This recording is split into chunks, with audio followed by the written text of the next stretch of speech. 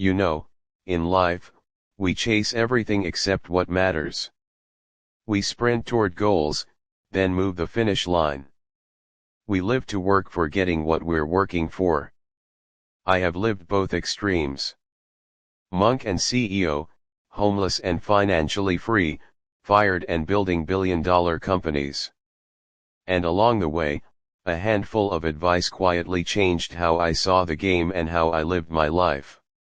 It might do the same for you, too. Let's get into it. Here's the first life-changing advice I got. The fastest way to your dream job is to slow down and master the one you already have. You can't leap into the next role by sleepwalking through the current one.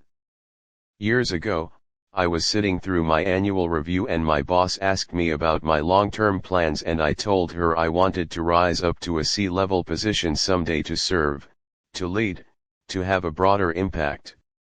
And I asked her how to get there because she was the president of the company.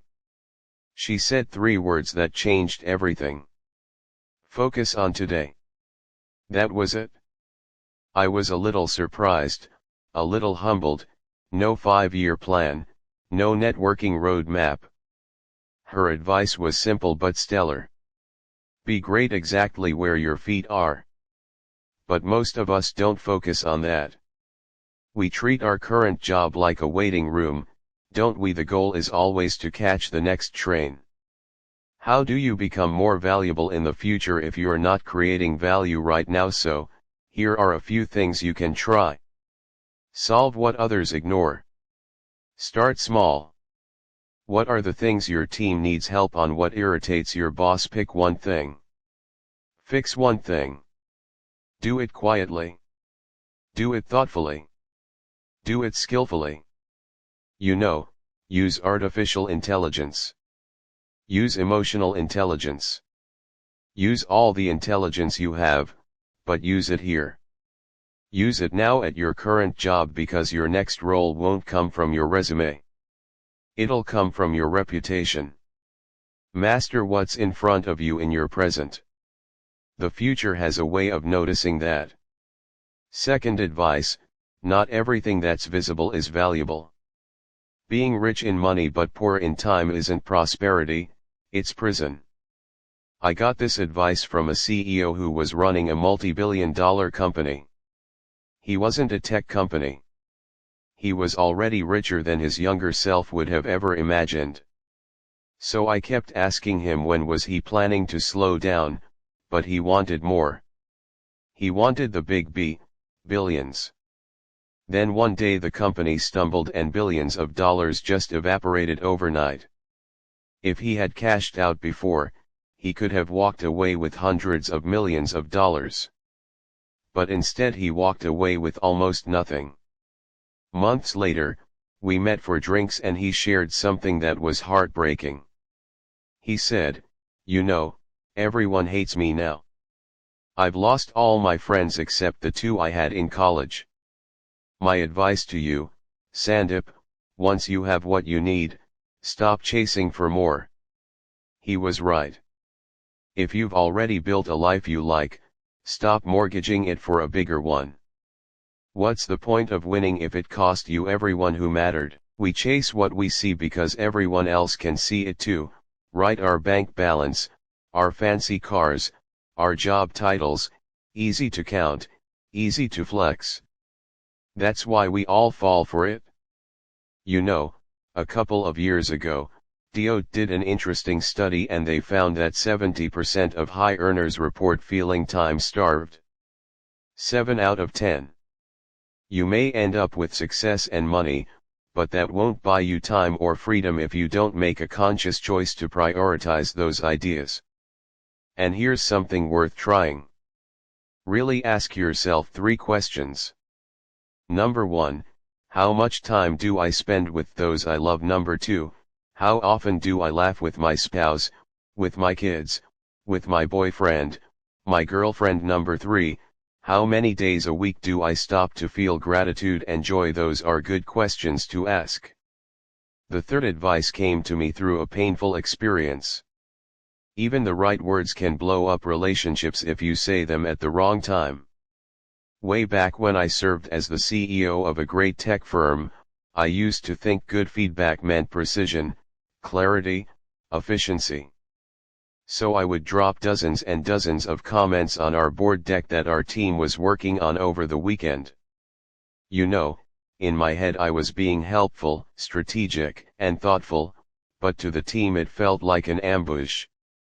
One day my CFO cornered me, like pulled me aside in front of the elevator, and he said, "You know, when you send so many comments, I appreciate it. Is very helpful, but sometimes it feels like we've already lost before the game even began." And I just looked at him and I said, "Wow, you're absolutely right. I wish someone had told me this before." Because I thought I was coaching, but coaching doesn't work when it's dropped like a grenade and Google Slides 48 hours before high-stakes meeting. And this is the challenge of our time for all of us. As more and more teams get spread out in different locations, it's harder to provide feedback that lands the way you intended. And the truth is, this is not just a workplace issue, right? It's a human challenge. We do the same thing to our spouse, kids, friends, and co-founders. We try to be helpful.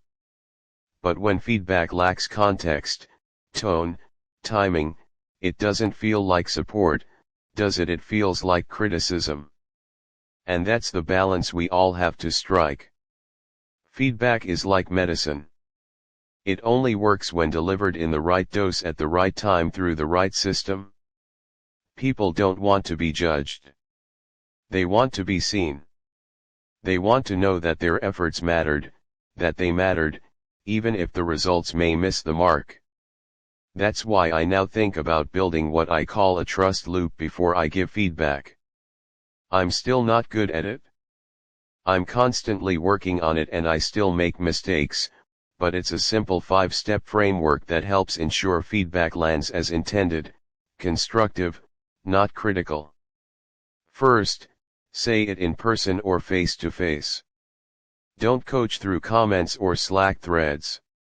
There's no replacement for human connection. Written comments, no matter how carefully worded, can't replicate tone and empathy and nuance.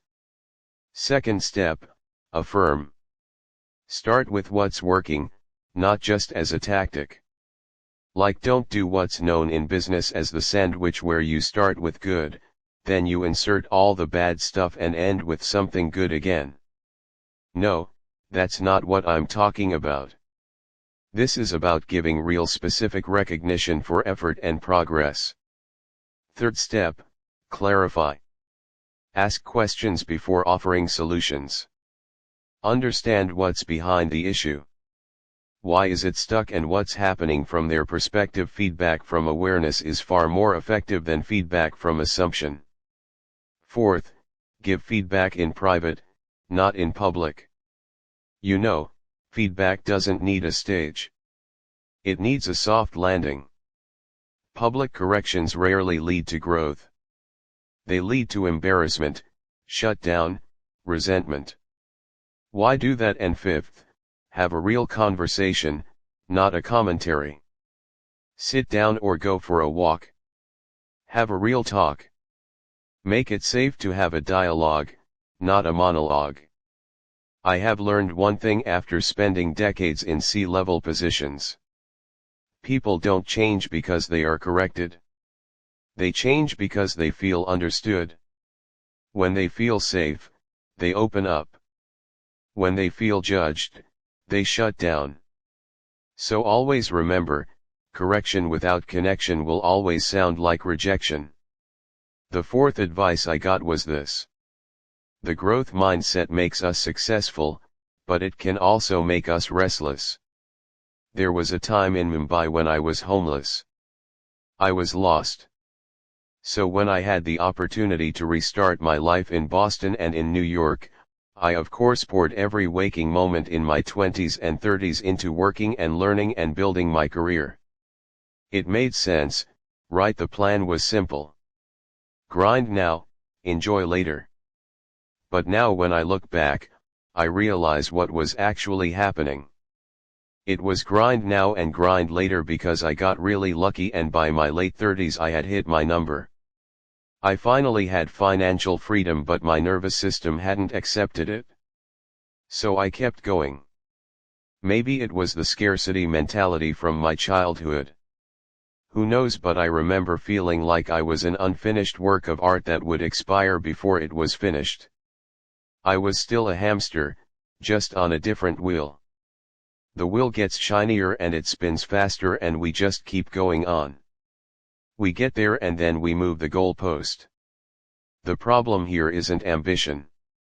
It's this idea that fulfillment is one more achievement away. That one last hit, that one last score, and then I'll ride into the sunset. But there's nothing in that future that will finally fix it all. Psychologist Kristen Neff calls it lack of self-compassion. When our self-worth depends on being superior, it becomes fragile and we stay stuck on this treadmill of endless comparison. That sounds familiar to me. Of course, you should never stop striving to become better. That's not the solution, but you also need to start enjoying the idea of being who you are in parallel to find that balance between being and becoming. Here are 3 questions to ask yourself perhaps every week. What did I learn? It's about growth. What did I improve? It's about others. And the most important question, what did I smile about today? And now for the last advice I received. When your plans fall apart, curiosity is the only compass that still works. My music teacher, a great maestro, changed how I thought about curiosity versus certainty. I remember sitting down for a lesson one of those days, and he was relaxing on his couch and I was sitting in front of him, and I was all like warmed up, ready to nail whatever comes my way. But he stopped me cold and he asked me, "What is your instrument telling you today?" It wasn't some composition he was talking about, not some technique. He was teaching me how to listen, how to be curious about my own instrument, about my own ideas, my own instinct, to give up on certainty in favor of curiosity. That was a phenomenal advice, because most of us think success requires a master plan, write a 5-year strategy with mapped out milestones, and oh, you got to write all the details down and you got to visualize it every day. All of that is important. I'm not downplaying any of it. But the best opportunities don't announce themselves. They surprise us. They show up as some weird side project or a random conversation or an accidental interaction from the left field that we never expected. Life isn't a chessboard. There are no guaranteed moves. It's closer to surfing. You don't control the waves. You may have a perfect plan to surf, but when the wind starts shifting and the waves disappear, the plan isn't going to matter. All you can do is stay curious, stay open, stay tuned in and wait for the next wave. Curiosity is like a whisper. Our mind has to be quiet enough to hear its voice. So each week ask yourself, what am I curious about? Then follow up on that thread. Read one article outside of your field, or ask that one question you haven't asked before, or even try one project that doesn't have a clear ROI. Let randomness surprise you. Remember, the best opportunities don't knock. They vanish as soon as they appear. But curiosity knows where to find them. If you found this video helpful, hey, please subscribe. Also watch the video about 7 things that you can stop doing in order to find financial freedom and fulfillment. I appreciate all your time, all the comments, all the love. Thank you, and I love you.